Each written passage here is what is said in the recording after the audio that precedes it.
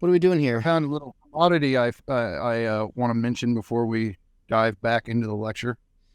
You found a commodity? Yeah, so I always like to try. They always have them up at the grocery store. They'll have new flavors that companies are trying out. So there's a new can of Pepsi called Nitro Pepsi, and it's a big can. It's marketed, it looks like some sort of energy drink, even though I don't think it is, but it's like nitrogen infused Pepsi. And on the can, it says smaller bubbles, smoother taste. And I'm like, yeah, okay, I'll give it a shot. So I finally tried it right before we started stream or before we got on the phone. And I taste it. I sit there for a second. I'm like, let me taste this again. So I taste it again. I give it a second, taste it a third time.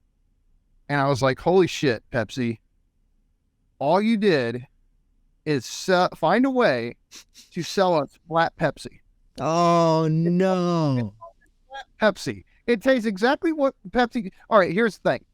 I don't know if you like Coke, you like Pepsi, whatever, but it is objectively true that Coke stays fizzy longer than Pepsi. Pepsi goes flat like that. And so it's like Pepsi's like, well, we'll just sell them flat Pepsi, but we can't market it as, hey, you want to drink that nasty flat Pepsi that's set out for 2 hours? We got you. We'll save you those 2 hours and we'll sell it to you directly. But they know they can't market it like that. So they're going to go, hey, this is nitro infused Pepsi. That's disgusting. So it's like, no, seriously, if you get a chance, you taste it, you're going to go, this is flat Pepsi.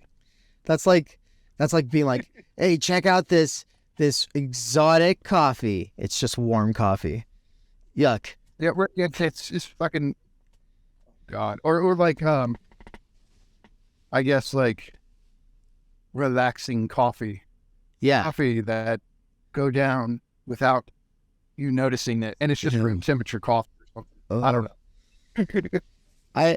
If my coffee's not the perfect hotness, if it's anything less than that, then I hate it. And so it's got to be just right. And I'm totally picky about it. I just always request super hot and then let it get to the right point.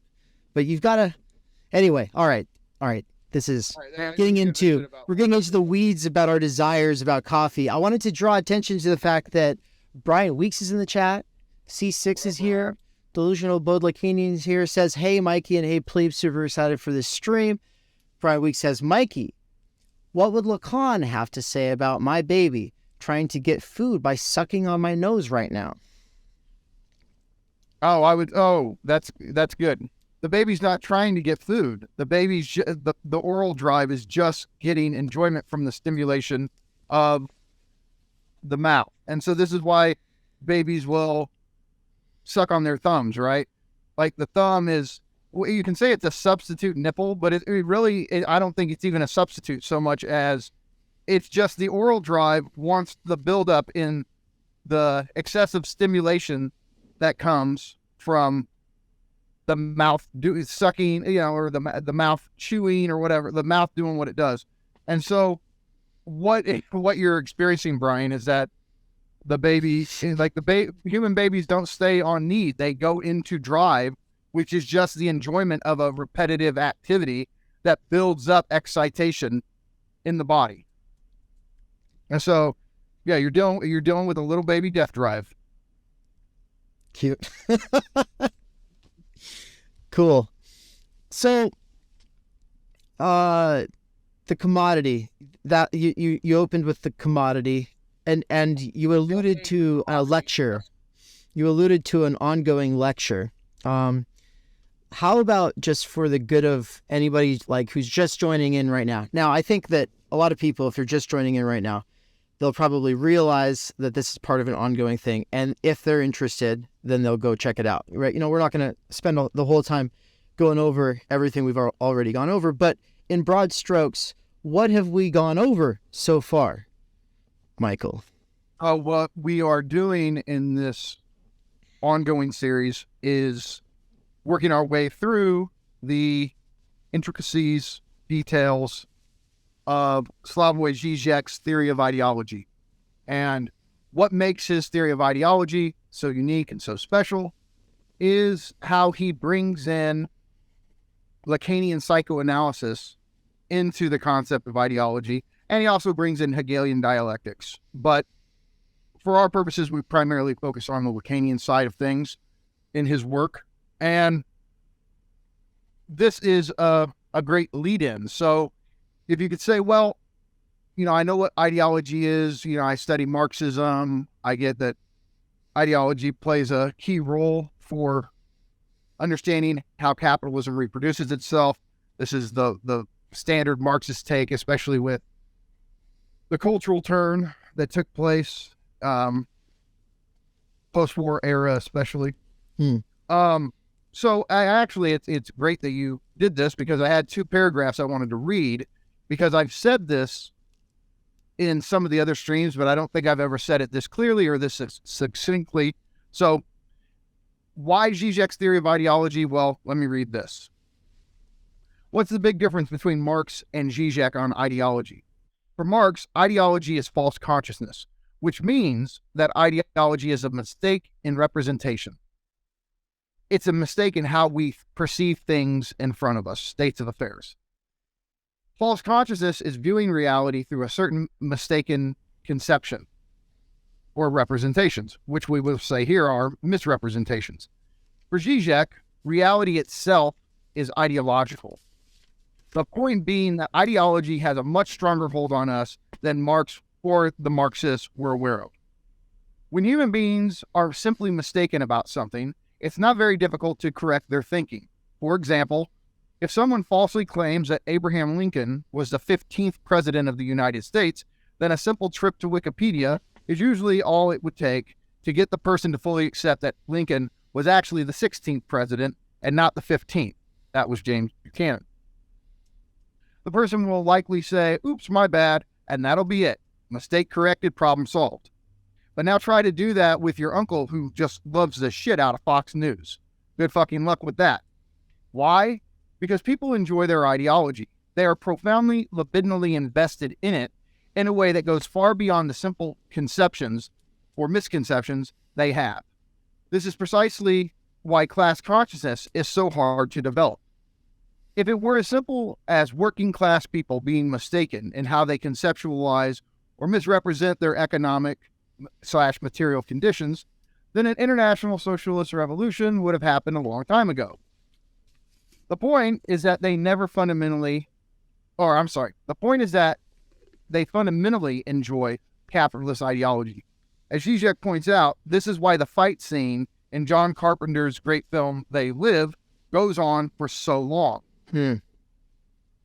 Ideology is something that you cling to desperately, and you like have to get it beaten out of you, right? It's not just something, oh yeah, whatever, I give it up. No, it's like somebody has to kick the shit out of you or kick the shit out of the ideology in you, which is, this is another reason why Žižek loves Fight Club so much, is because he's beating the shit out of himself, right? Right. And what he's beating out of him is his consumer ideology. So one's ideology is one's default relation to the world. Ideology is one's most basic orientation and spontaneous familiarity with one's social reality. To disrupt a person's ideology is to impose a certain traumatic violence on them, despite the fact that it is also liberating. This is why Žižek says, freedom hurts. People will kill and be killed in order to preserve their ideology. This has everything to do with jouissance, enjoyment, fantasy, and not with simple misconceptions. Simply put, ideology is libidinal and not merely cognitive. So Right. It's not just, it's never a matter of like the letter of what's being said. I mean, people can get really fixated on it. And for some exceptional people, maybe they do focus on that. But the point is like, that's almost inseparable from. Yeah. And that's a great point. From desire. Yeah. No, what you said, like some people might actually objectively get fixated on official ideological decrees, right? But Žižek actually has argued many times that the person who takes ideology explicitly serious, that it's serious for them at the explicit level of things, and they actually over-identify with it, they're the biggest threat to the ideology. Because his whole point is, even outside, he talks about cynical ideology, and we haven't really gotten there. But for Žižek, the proper functioning of ideology actually entails that for ideological subjects must keep a certain distance from the ideological symbolic framework, i.e. society's norms, practices, rules, etc., in order to be a properly functioning ideological subject. So this distance from your law, your symbolic order, and your ideology is precisely what helps to reproduce it. If you over-identify with it, then it's like you're putting a pressure on the system that it doesn't actually want. Like it's saying, hey, chill out. Like, read between the lines, bud. Don't expect me to actually make good on what, you have to keep a certain distance from it. If you over-identify with it, you could actually put a burdensome pressure on it to do certain things that it doesn't want you to do. So that's where... do you have an example in mind or like an anecdote that might be a good illustration of the point? Yeah, if Žižek's example was the Stalinist subject who actually took, I'll put it, Stalinist ideology absolutely seriously. If you're demanding the flourishing of the working class and the flourishing of the proletariat, and you're living in Russia and things aren't going that good, the whole Stalinist ideology, of course, at the official level, totally celebrates worker revolution, worker international or solidarity, right, whatever. But at the implicit level of actually existing Stalinist ideology, it's that's not how this works. Don't actually demand that. So it's as if you take Marxism, Leninism seriously in the Stalinist context, you're actually defying the Stalinist ideology. Is it because the whole point? What the whole point is that, and this is we've tackled this, but Žižek's whole point is that in an ideological system, you have explicit rules, implicit rules, and then you have the form of enjoyment that is transgressive to that law, to that system of rules and norms and practices. And so built into every law, symbolic order, social order, there's the official mandates, there's the implicit ways of bending those mandates or getting around them, and then there's the forms of transgression that actually reproduce the system instead of breaking it apart. But they're still forms of transgression. They violate the explicit rules of the law, but they violate them in such a way as to preserve that law that they violate. And that's the distance, right? So, okay, there's the official decrees, and then there's the inherent transgression, and that inherent transgression can be said to be an ideological disidentification, but that is precisely what keeps the ideological system going. And so if somebody was to actually say, I'm living by the letter of the law, but this inherent transgression, but these forms of enjoyment that actually go against the official principles, then you are a threat to the ideological system. So so I'm trying to think of examples of some forms of transgression that maintain the system. And I'm thinking about Euphoria, for example, and all of these kids are obviously being transgressive in all these different ways, but none of that inherently actually challenges the system itself. No, teenage rebellion is almost a rite of passage. And it is a rite of passage, or at least it used to be. I've told you I have a weird reading of Euphoria where I don't think the kids are really representative of Zoomers, right? But that's another thing. At least traditionally, since especially the post-war era, we got to remember the whole category of teenager as we know it is a kind of symbolic construction of recent times. Right. The teenager did it really take hold until the 1950s with pop culture and everything like that? I don't know. Obviously there were people who were that age, of course, but no, but it became the symbolic identity and it being a category people use to think about the world is a more recent invention. I don't have a date on it. Does anybody? Generational identity, the way we talk about it, right? Like that's, of course, there were differences in generations in the past, but this kind of mechanical, every 10, 15 years, there's a new generational identity or whatever. That's the product of consumer capitalism. That's not, that's not something that has a long historical. Yeah, the idea of like, millennials and Gen X and boomers and all of this stuff. Defined in terms of the technology and the commodities they happen to consume and be libidinally invested in. Right. Yeah, and these exist within the context of consumerism, where each of these, like a person's identity in respect to these categories, is supposed to say something about what they desire, and those desires are being cultivated in specific ways, So. But here, just to return to the point, so one of Žižek's, he has two examples of inherent transgression that he often went to in his early days. So one of them is from the film A Few Good Men. Maybe I'll just read this because this is not very long. This is from Metastases of Enjoyment, which is, I think, his 5th or 6th book. Let me pull this up real quick. Salomon de Costa is in the chat. Wanted to say hi. What's up? Coming at us from Katowice, Poland. I showed the video that he shared with us on stream the other day, but there wasn't a lot of people in there, and this is kind of more like going down for the record. I think maybe we'll show it on this stream at some point later, but anyway. I never got to see the video. You didn't see the video?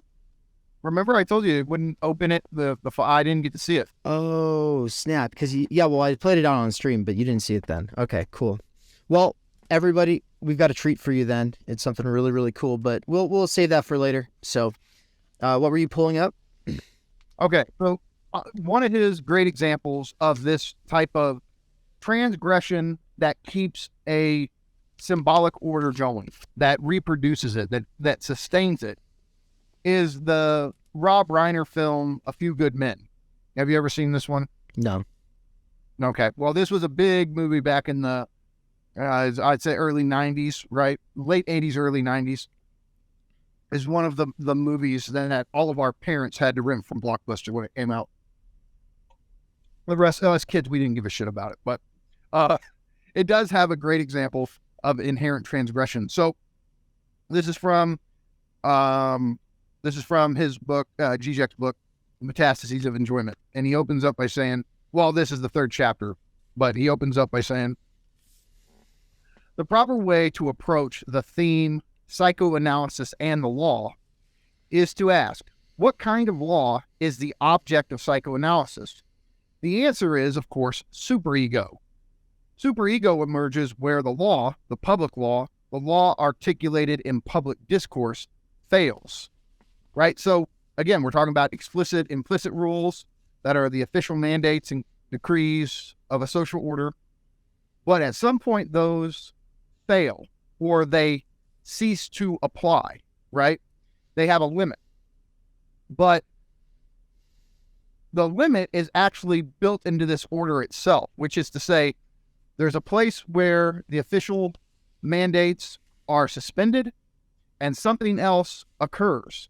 But his point is that this something else that occurs where the public official rules fail is superegoic enjoyment or inherent transgression, which it's deceptive, but it actually keeps the social order going, even though it's a rupture within the social order.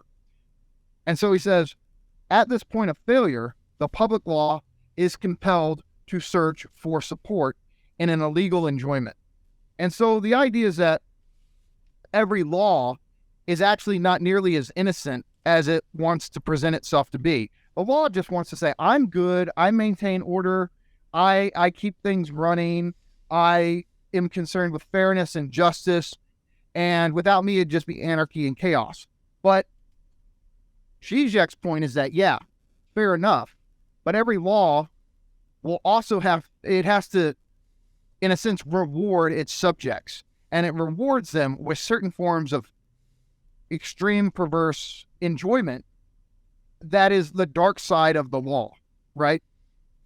And so Žižek continues, superego is the obscene nightly law that necessarily redoubles and accompanies as its shadow the public law. This inherent and constitutive splitting of the law is the subject of Rob Reiner's film A Few Good Men, the court-martial drama about two Marines accused of murdering one of their fellow soldiers. The military prosecutor claims that the two Marines act as a... The military prosecutor claims that the two Marines' act was a deliberate murder, whereas the defense succeeds in proving that the defendants simply followed the so-called Red Code. Code Red. That was a weird reading. Okay.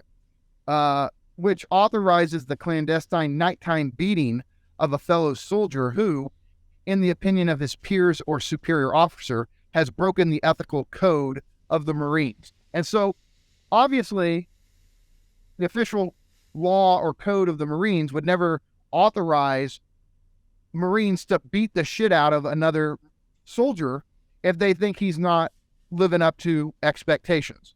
But within this system, that actually functions, right? And so the function of this Code Red is extremely interesting. It condones an act of transgression, a legal punishment of a fellow soldier. At the same time, it reaffirms the cohesion of the group. It's like a guilt or a stain or a sin they all get to share in. And like group cohesion depends on getting your hands dirty, right? Partaking of the same enjoyment that the group partakes in, that is transgressive, illegal, obscene, whatever, right? So it calls for an act of supreme identification with group values. So it's like, yeah, you can say we all are of the same group because we follow these official, ethical, social, political protocols, but to truly be part of the group is to sin or to transgress in the right way, and that's what really makes you a member of the group. So to sin in the right way. Yeah.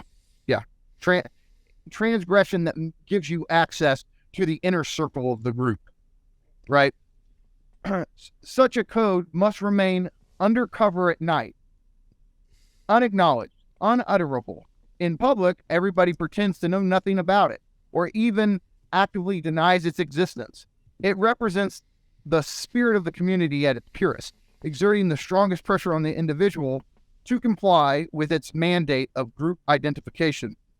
Yet, simultaneously, it violates the explicit rules of community life. The plight of the two accused soldiers is that they are unable to grasp this exclusion of Code Red from the big other, the domain of public law. So the big other, as you know, is social authority. It maintains certain norms, practices, customs, etc., that are the official ways that one must behave within the social order, right? But again, this is where you have the split between the big other, which is part of the official, explicit rules of a society, and the superego. Yeah. Which is the underside of it. So it's like we have two social authorities. They both are at odds with each other, and this battle between them actually only serves the reproduction of the social order as a whole. It doesn't break out of it. So these soldiers desperately ask themselves, what did we do wrong? Since they simply followed the order of the superior officer, played by Jack Nicholson. Where does this splitting of the law into the written public law and its underside, the unwritten obscene secret code, come from? From the incomplete, non-all character of the public law. Explicit public rules do not suffice, so they have to be supplemented by a clandestine unwritten code aimed at those who, although they violate no public rules, maintain a kind of inner distance and do not truly identify with the spirit of the community. So this is an instance where if you keep a distance from this, whatever social order's form of inherent transgression, you're not really an ideological subject, right? I don't understand what that means. So wait. Okay, I'm saying to be part of the inner circle, to be part of the group, you have to become close, so to speak. You have to get your hands dirty in their form of enjoyment that they can't officially identify with, right? There's some form of obscene inherent transgression that you must partake in to be part of the group. So that's where it's like you do have to get close to this aspect of ideology to be an ideological subject. You have to enjoy the way the group enjoys. But this is where you also, but in doing that, you're keeping in coming close to the obscene form of enjoyment of the group, you're distancing yourself from the explicit rules. So if you distance yourself from the obscene enjoyment and say that the official rules must be maintained all the time, then you're threatening the obscene enjoyment that holds the group together. Therefore, you become a threat to the group.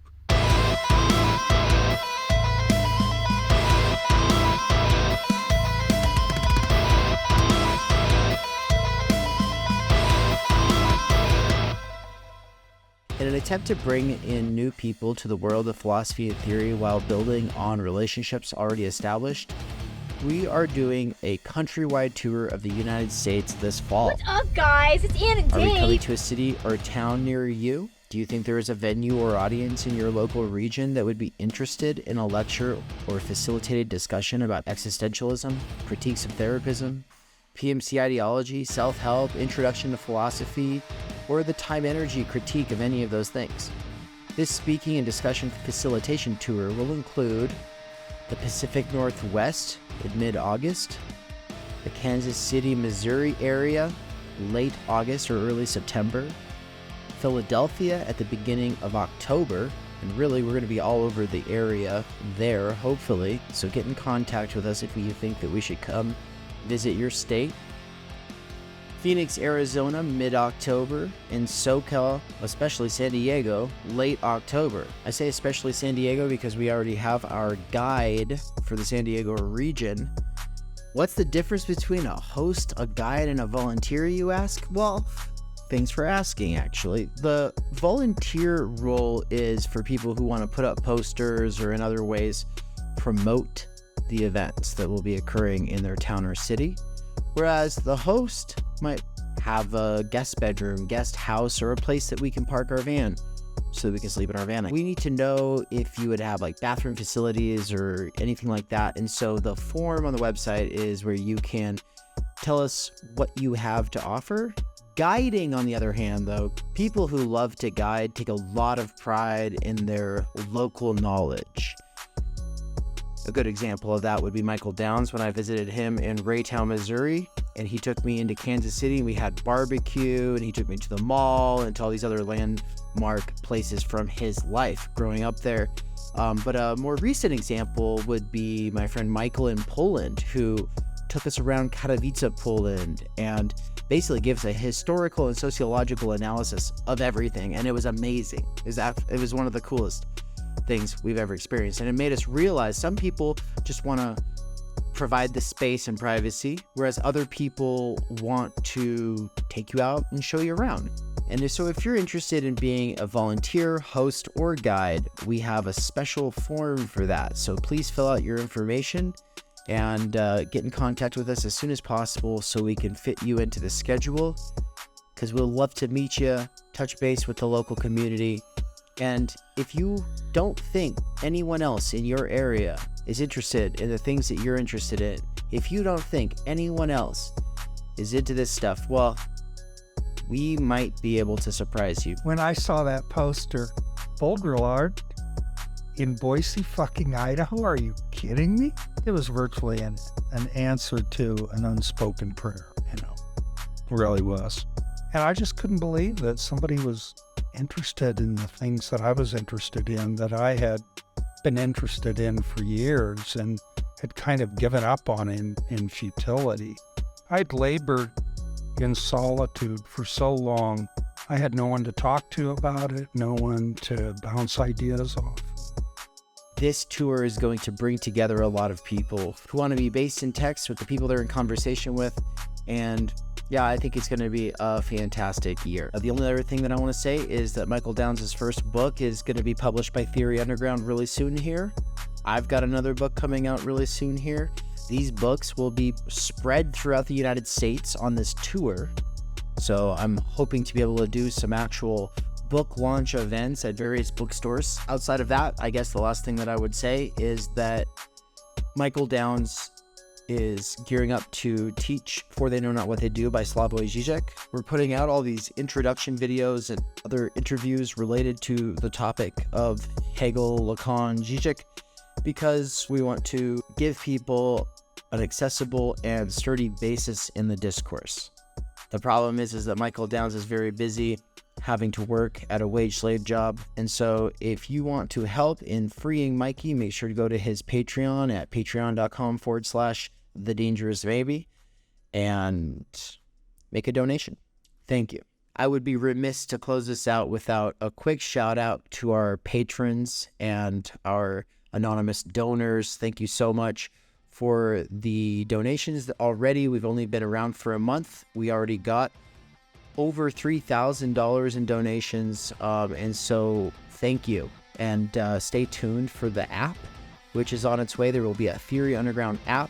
So the current setup is that it is a social media site built around courses, where you can suppose that people who are involved in the discussions have a shared interest in the same or similar texts, and where you can assume in a lot of the discussions that, yeah, people have read the stuff that you're reading, that you're bringing into dialogue. And so, for instance, The Idea of the University by Carl Jaspers, dedicated for him. Slavoj Žižek's For They Know Not What They Do, dedicated for him. And then as people take the course over the years, new people will be coming into that forum. And so if you get in there early, you'll be able to see how the conversation evolves. And as new people add into the conversation, it'll bring back memories and like things that you want to work through, questions that you had with the first time that you read the text. And so I'm really excited for this. The reason I've built this website is because I think that this is what's lacking in so many other spaces, is that ability to return, to be able to communicate after the fact and in a sustained way on a platform that's not attention grabby and annoying like Discord. And so stay tuned, because there is an app on the way. Thank you to our donors. If you want to donate, go to theory-underground.com/support. Thank you.